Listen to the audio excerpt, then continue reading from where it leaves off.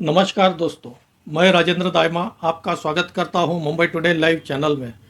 दोस्तों, कल हमने कर्नाटक के धर्मस्थल के बारे में एक वीडियो बनाया, उस पर चर्चा की। धर्मस्थल यह नेत्रावती नदी के किनारे पर बसा हुआ एक मंदिर है और कल हमने देखा है एक नकाबपोश अचानक 11 साल बाद आकर यह दावा करता है कि इस नदी के परिसर में उसने 100 से ज़्यादा महिलाओं की लाशों को दफनाया है। इस नकाबपोश का दावा है कि इन महिलाओं के साथ कुकर्म किया गया है और इनका यौन शोषण किया गया और इसके बाद इनकी हत्याएं की गई।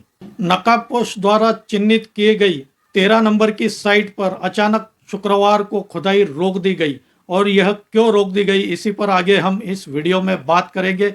आपसे अनुरोध है, मेरा यह वीडियो आखिर तक देखिए। अच्छा लगे तो इसे लाइक करें, शेयर करें और मेरे इस चैनल को सब्सक्राइब करें। यह नकाबपोश 11 साल बाद धर्मस्थल में पहुंचता है और इसके बाद वह एक धर्मस्थल के जाने माने वकील के पास जाता है। इस वकील से कहता है कि उसे एक कंप्लेन करना है। वकील उसे राय देता है पुलिस स्टेशन जाने के लिए, लेकिन जब नकाबपोश यह कहता है कि मामला गंभीर है और उसकी जान को खतरा है, तब वकील उसे पूरी जानकारी देने के लिए कहता है। नकाबपोश इस वकील को पूरी जानकारी देता है। नकाबपोश कहता है कि 1995 से लेकर 2014 तक वह धर्मस्थल में सफाई कर्मचारी के रूप में काम कर रहा था और अचानक 2014 में वह चुपचाप वहां से छोड़कर चले जाता है पूरे परिवार को लेकर और अपना नाम बदलकर अलग अलग शहरों में रहता है। लेकिन वकील के सामने वह यह कबूल करता है कि उसने इन 19 सालों में करीब 100 से ज़्यादा महिलाओं के शवों को नेत्रावती नदी के परिसर में दफनाया है और उसका दावा है इन महिलाओं के साथ कुकर्म किया गया, इन महिलाओं से यौन शोषण किया गया और बाद में इनकी हत्या की गई। और उसने दावा किया कि इसमें कई स्कूली छात्राएं थी और कई बार तो स्कूल बैग के साथ इन छात्राओं को दफनाया गया। यह सुनकर वकील के होश उड़ जाते हैं, वह भी परेशान हो जाता है। यह सब सुनने के बाद वकील नकाबपोश से कुछ प्रश्न करता है कि तुम्हें सभी बातों की जानकारी है, तुम्हें अभी मालूमात है क्या, और तुम सच बोल रहे हैं, इस पर मैं कैसा विश्वास कर सकता हूँ। इसके बाद नकाबपोश वकील को जानकारी देता है कि उसने अपने हाथों से इन लाशों को दफनाया है और सिर्फ उसे ही पता है किस जगह पर कौन सी लाश दफनाई गई है और उसे आज भी सभी जगह की मालूमात है, ध्यान में है। और वह वकील से यह भी कहता है कि पहले तो मुझे आपको ही सबूत देना होगा, आपको ही विश्वास दिलाना होगा, इसलिए मैं मेरे साथ कुछ सबूत लेकर आया हूँ। इसके साथ ही नकाबपोश अपने बैग में से एक मानवीय खोपड़ी निकालकर वकील के सामने टेबल पर रख देता है, कुछ हड्डियां भी रखता है। इसके बाद वकील के समझ में आ जाता है कि मामला काफ़ी गंभीर है और ख़तरनाक है और जो यह व्यक्ति कह रहा है इस बात में सच्चाई है कि उसका खतरा हो सकता है। लेकिन उससे वकील फिर एक सवाल पूछता है कि क्या तुम कंप्लेन करने के बाद भाग तो नहीं जाओगे, पलट तो नहीं जाओगे। तब यह व्यक्ति वकील को विश्वास देता है कि मैंने सोच समझकर यह निर्णय लिया है, क्योंकि मैं कई सालों से ठीक से सो नहीं पाया हूँ, मैं बेचैन हूँ और मुझे पता है कि कोर्ट में झूठ बोलने का क्या अंजाम है, मुझे जेल भी हो सकती है, इस बात की मुझे जानकारी है, मैं पीछे नहीं हटूंगा। इसके बाद वकील उसकी कंप्लेन टाइप करने के लिए तैयार हो जाता है और एसपी धर्मस्थला को इसकी कंप्लेन भेजी जाती है। 3 जुलाई को एसपी धर्मस्थला के एसपी को यह कंप्लेन मिलती है और 4 जुलाई को, क्योंकि इसमें एक काफ़ी बड़ा आरोप किया गया था, इस वजह से इस मामले में एफआईआर दर्ज की जाती है।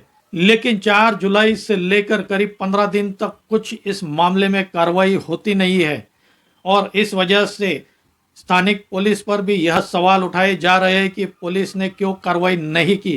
करीब 8 दिन बाद 11 जुलाई को वकील इस नकाबपोश को लेकर डिस्ट्रिक्ट मजिस्ट्रेट की अदालत में पहुंचते हैं। सर से पांव तक काले लिबास में यह नकाबपोश रहता है, हाथ में काला बैग रहता है और यह डिस्ट्रिक्ट मजिस्ट्रेट के सामने अपना बयान देता है। ऐसा सुनने में आ रहा है कि करीब 1.5 घंटे तक इस नकाबपोश का डिस्ट्रिक्ट मजिस्ट्रेट कोर्ट में बयान लिया गया। मामले की गंभीरता को देखते हुए डिस्ट्रिक्ट कोर्ट ने नकाबपोश के लिए सुरक्षा देने का भी आदेश देती है। लेकिन यहाँ स्थानिक पुलिस पर वो सवाल उठ रहे हैं कि उसने 15 दिन तक क्यों एक्शन नहीं लिया, जबकि नकाबपोश ने यह दावा किया था कि उसने 100 से ज़्यादा महिलाओं के शव को नेत्रावती नदी के परिसर में दफनाया है। इसके बाद भी पुलिस एक्शन नहीं लेती है। इसमें क्या पुलिस की भी कुछ मिलीभगत है, कुछ साठगांठ है आरोपी के साथ? इस पर भी जांच की जानी चाहिए। और आज जिस तरह से धर्मस्थल परिसर में आज पिछले 30-35 सालों में अनैसर्गिक मृत्यु के मामले हुए हैं, गुमशुदा के मामले हुए हैं, उसकी जांच की जाने के बाद यह पता चला है कि करीब 400 से ज़्यादा महिलाएं आज इस परिसर से गायब है। उनकी या तो मृत्यु हो चुकी है या उन्हें गायब कर दिया गया है। 11 जुलाई के बाद इस मामले की मीडिया में चर्चा होने लगती है और यह सरकार तक यह मामला पहुंचता है। सरकार इस मामले में एसआईटी का गठन करती है और इसकी जांच की जवाबदारी यह एसआईटी को दी जाती है। इस गुरुवार और शुक्रवार साइट नंबर 12 और 13 पर खुदाई होनी थी, लेकिन एसआईटी ने इस खुदाई को रोक दी है। ऐसा पता चला है कि नकाबपोश ने साइट नंबर 13 पर 20 फुट नीचे तक खुदाई करने की मांग की है। इसका जब कारण एसआईटी नकाबपोश से पूछती है तो नकाबपोश बताता है कि इस जगह पर एक साथ कई लाशों को दफनाया गया है। इस जगह पर सामूहिक लाशें दफनाई गई है। साइट नंबर 13 पर इसलिए भी खुदाई रोकी गई है क्योंकि इस जगह पर बीच में ही, साइट के बीच में ही बिजली का ट्रांसफार्मर बिठाया गया है और इसी बिजली के ट्रांसफार्मर से पूरे परिसर में बिजली की सप्लाई होती है। हालांकि एसआईटी ने राज्य सरकार को इस बिजली के ट्रांसफार्मर को हटाने का अर्ज दे दिया है, एप्लीकेशन दे दिया है, लेकिन एसआईटी ने कर्नाटक सरकार से और एक मांग कर दी है। एसआईटी ने इलेक्ट्रॉनिक उपकरण GPRS, ground penetrating radar system की मांग की है, जिसकी वजह से इस परिसर की जांच की जा सके।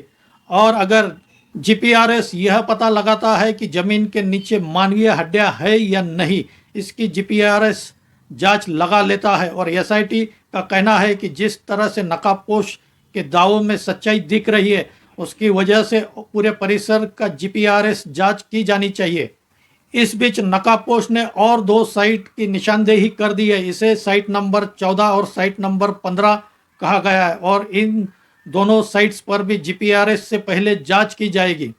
जानकारी के मुताबिक नकाबपोश ने करीब 50 साइट्स को चिन्हित किया है और एसआईटी पूरे परिसर की जांच के साथ इन 50 चिन्हित साइट्स पर जीपीआरएस से जांच करेगी और उसके बाद ही इन साइट्स पर खुदाई की जाएगी। इसके साथ ही एसआईटी यह भी जांच कर रही है कि पिछले 30 सालों में कितनी महिलाओं और पुरुषों की अनैसर्गिक मृत्यु हुई है। ऐसा माना जाता है करीब 400 से ज़्यादा महिलाओं की अनैसर्गिक मृत्यु होने के मामले सामने आए हैं और इन महिलाओं के परिवार वाले सामने आ रहे हैं और अपनी शिकायत दर्ज करा रहे हैं। लेकिन इस मामले में तेजी तभी आती है जब यह मामला एसआईटी को दिया गया। स्थानिक पुलिस पर इस वजह से सवाल उठ रहे हैं कि इतने गुमशुदा के केस होने के बाद भी, मामले होने के बाद भी इसकी जांच क्यों नहीं की गई। स्थानिक पुलिस ने अभी तक इस मामले में जांच क्यों नहीं की, यह सवाल उठाए जा रहे हैं। दोस्तों, अभी तक इतनी ही जानकारी मिली है और आगे की जानकारी मिलने के बाद जल्द हम आपके सामने आएंगे। मेरा यह वीडियो अच्छा लगा हो तो इसे लाइक करें, शेयर करें और मेरे चैनल को सब्सक्राइब करें। आज यही रुकते हैं। धन्यवाद।